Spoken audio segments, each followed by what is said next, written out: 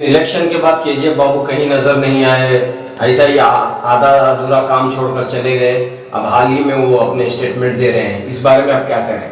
अभी केजीएफ बाबू उस वक्त पर उनके ऊपर भी चंद केसेस थे, क्या क्या कि उनके ऊपर परेशानी थे, इसके वास्ते उन्होंने नहीं आए। अब खुल को आ रही उन्होंने गरीबों की मदद करने के वास्ते आगे बढ़ को मुद्दा था, इलेक्शन की वजह से वहां पर काम रुक के था। अब इंशाल्लाह जल्द से जल्द वहां पर गरीबों को राहत पहुंचाएंगे। और केजीएफ बाबू तो पूरी जिम्मेदारी अपनी खुद की प्रॉपर्टी वो दाव पर लगाकर गरीबों को मदद करना चाह रहे हैं, मगर कानून के दायरे में रहकर ये जल्द से जल्द गरीबों को घरों बन के देने की कोशिश करें। जब तक मेरे में जान है इंशाल्लाह वक्त की प्रॉपर्टी जो है किसी को खाने नहीं दूंगा। अब आप क्या चाहते हैं? ये हमारे अलहज बीजर जमीर अहमद खान साहब जो कैबिनेट वक्त के मिनिस्टर है, उनसे मैं अदबन और आजीजाना गुजारिश करता हूँ कि ये जो घोटाले हुए इसमें सख्त से सख्त कार्रवाई भी करना और जो इसका जो खाकर है वो इसे वापस देना।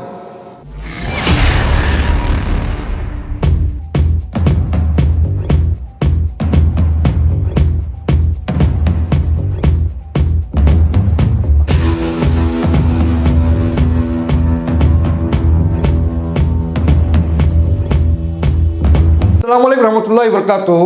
मोहम्मद तनवीर मेरा नाम है, अवाम को जगाना मेरा काम है।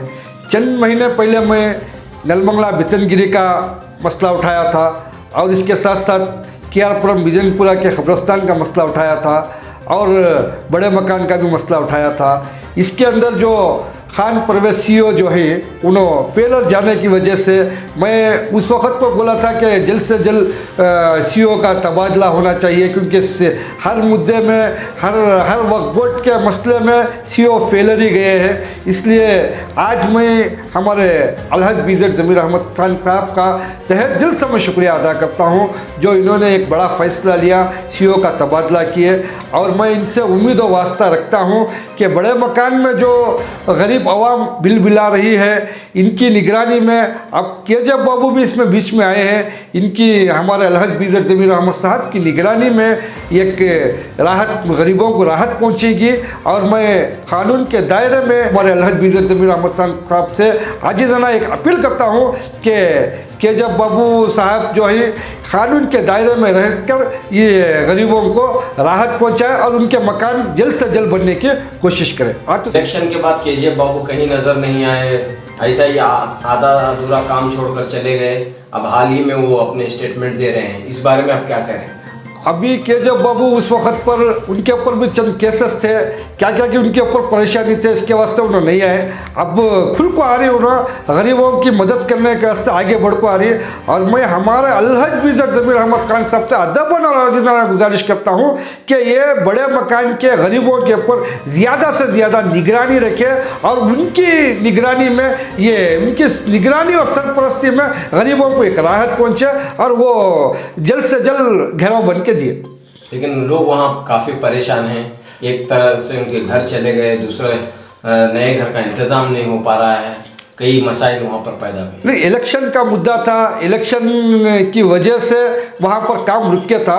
अब इंशाल्लाह जल्द से जल्द वहाँ पर गरीबों को राहत पहुँचाएंगे। और केजीएफ बाबू तो पूरी जिम्मेदारी अपनी खुद की प्रॉपर्टी वो दाव पर लगाकर गरीबों को मदद करना चाह रहे हैं, मगर कानून के दायरे में रहकर ये जल्द से जल्द गरीबों को घरों बन के देने की कोशिश करें। आपने कई वक्फ इश्यूज के खिलाफ, वक्फ घोटालों के खिलाफ आवाज़ उठाई थी, क्या उस सिलसिले में कोई कार्रवाई हुई है? अल्लाह का एहसान में, मगर जमीर अहमद साहब ने एक बात बहुत अच्छी कही, वक्त की मिल्यत अल्लाह की मिल्यत है।